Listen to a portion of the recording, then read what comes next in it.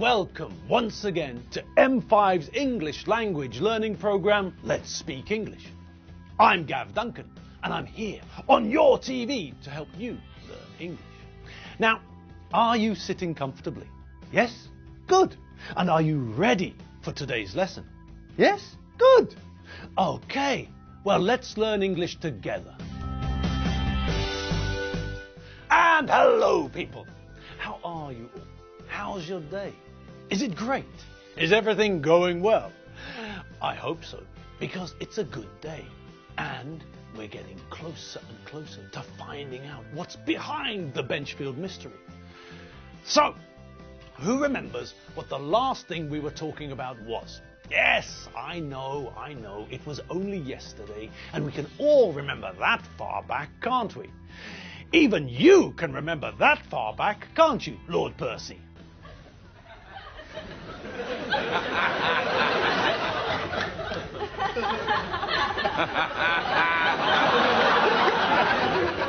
Oh dear. Well, that was a mistake. I must remember to never ask Lord Percy difficult questions like that. All right, let's just forget about Lord Percy and just get on with things, shall we? We all know what the last thing was, the last thing that we spoke about yesterday. But, just to make sure, let's quickly recap what we learned at the end of yesterday's lesson. Okay? Okay. All right, now we were looking at the idea of compensation, the idea of compensating for something. So, we know that if we use one meaning of the verb, we're talking about the fact that I know that you need to get something to try and rebalance the situation.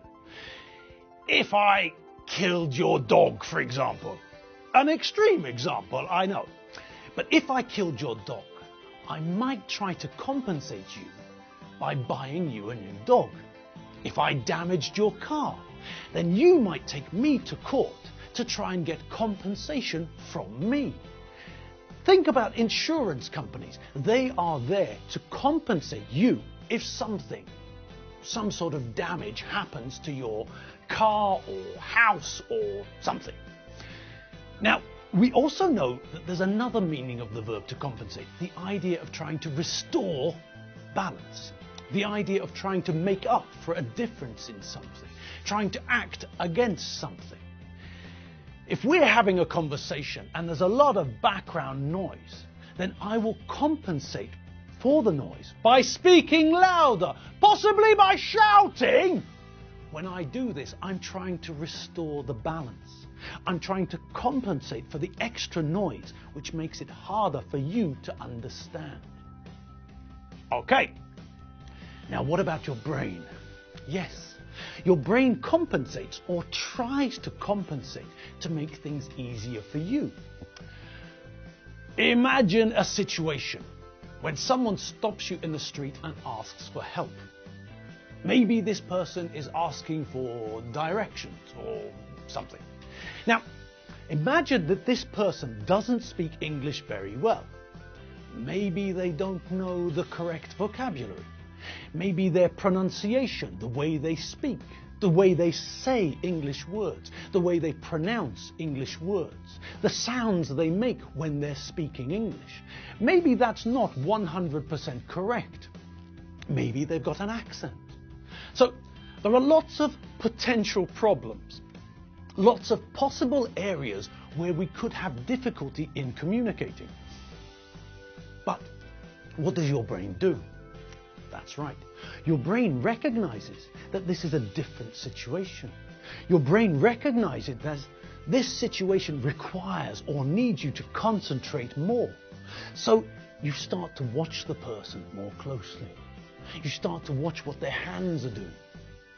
If someone is asking you what time it is, then it's very likely that they will tap or touch their wrist.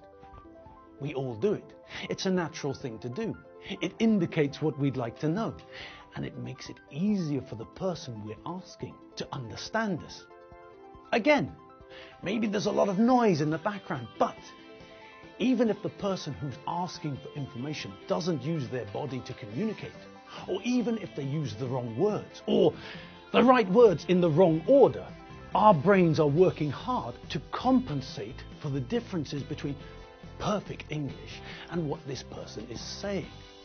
Our brain is trying to identify parts of this person's speech which will help or aid in our comprehension. Things we can try to use to try to understand what this person is saying. Look at this video clip and see if you understand what IR Baboon is asking the girl.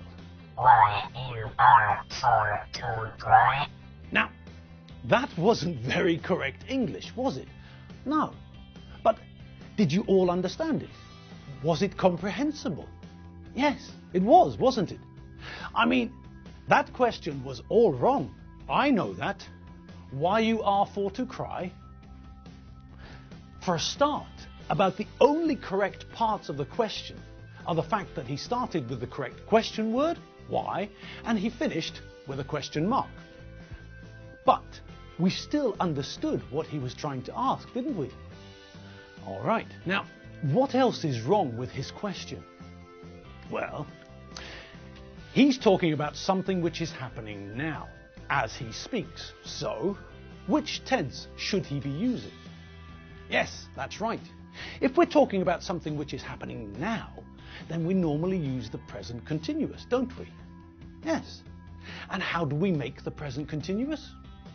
Well, we need the verb to be and the ing form of a verb. And what about word order? Well, yes, if we're making a positive statement, then we start with the subject and follow with the correctly conjugated form of the verb to be and then the ing form of the verb we want to use. Okay, so where would that take us? What's the verb we want to use?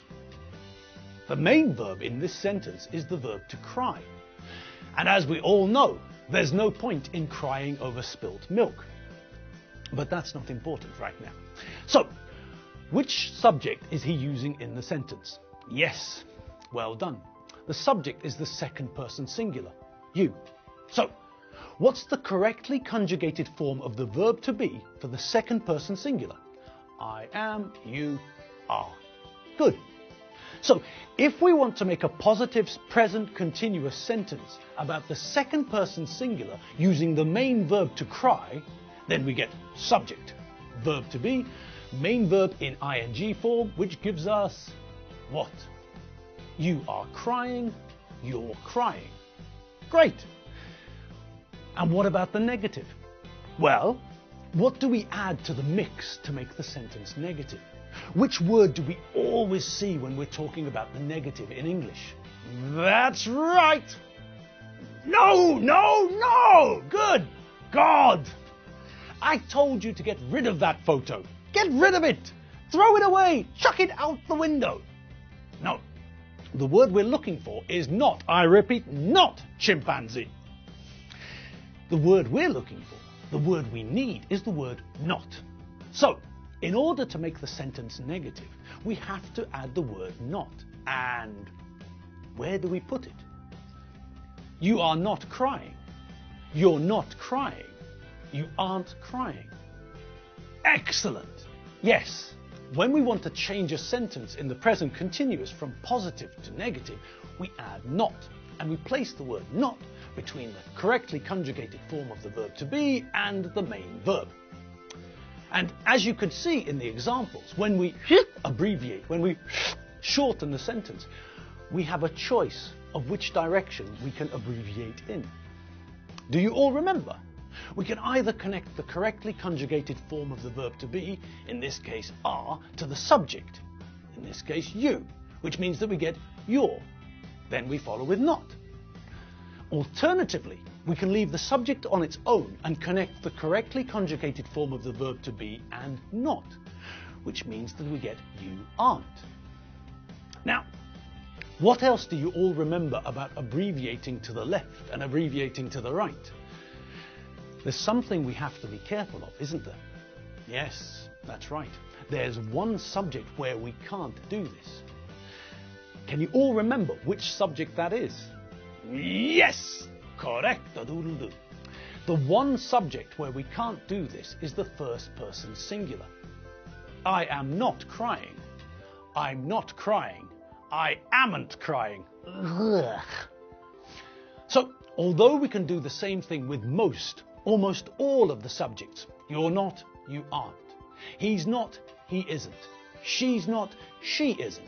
It's not, it isn't. We're not, we aren't. You're not, you aren't. They're not, they aren't. We need to remember that when the subject is the first person singular, then we can only abbreviate one way. All right. Now, what next? Well, we know how to make the positive and negative forms of the sentence, but in this example, we're dealing with a question. So, what do we have to do? Yes, what we have to do is change the word order in order to turn the positive sentence into a question. Normal positive sentences in the present continuous follow the pattern of subject, verb to be, main verb. But when we want to make a question in English, then we change the word order.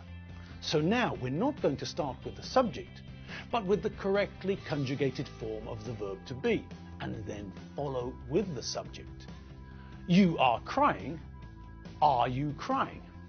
And yes, okay, we have to put a question mark at the end to show that it's a question. But we all know that, don't we? Even IR Baboon knows that. All right, and on that note, let's have another look at IR's question. Why you are for to cry?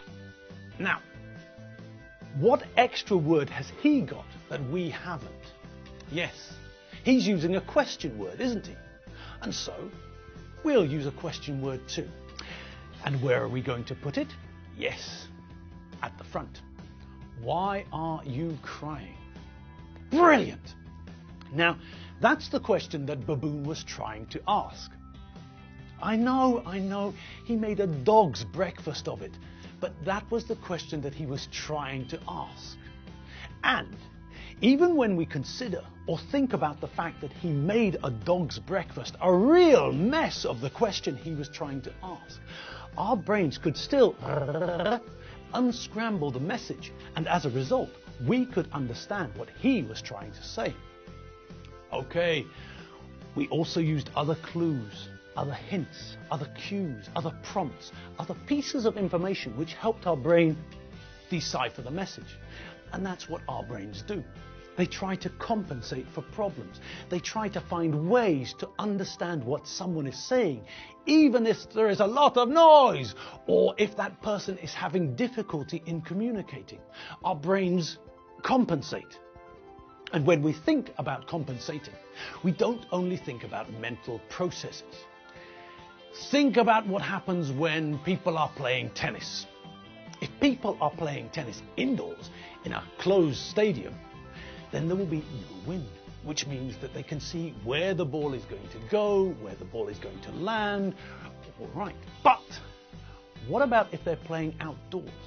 What if they're playing outdoors on a very windy day? Well, in that case, they'll have to compensate for the wind. They'll have to change the speed that they use. They'll have to alter the power that they use when they hit the tennis ball. They're compensating. They're trying to balance their normal game against the changing wind. And now, let's get back to where we started originally. Let's get back to the Benchfields.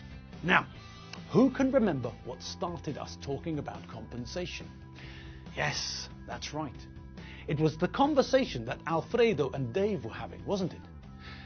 Dave was telling Alfredo why he was in the supermarket, and he used a word which is identical in pronunciation to another word.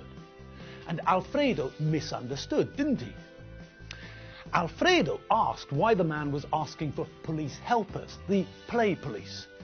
But while Alfredo was asking Dave for an explanation, his brain was racing, trying to compensate for the fact that he didn't understand. Alfredo could see that the situation wasn't logical. There's no logical reason why the security manager would ask for the police community support officers. So he was trying to compensate for his lack of understanding. He asked Dave to explain, and all the time his brain was working at full power, trying to identify what Dave meant when he said what Alfredo thought he said. And on that note, it's time for us to go. Yes, I'm afraid that the end of the lesson has arrived, and that means that it's time for us to go. But don't worry, don't fret, and if there's any spilt milk, then clean it up with a damp cloth, not with your eyebrows. All right, people, it's time for me to go. So I'm going to go and have a coffee. I'll see you all tomorrow, and we'll try to get to the bottom of this Benchfield mystery. Have fun, and have a coffee, and then, well, have some more fun, of course. And if you have some spare time, check out the website, www.mediaclick.hu. It's got 3 Ks and a whole load of other letters too. See you tomorrow. Have fun. See you later. Bye.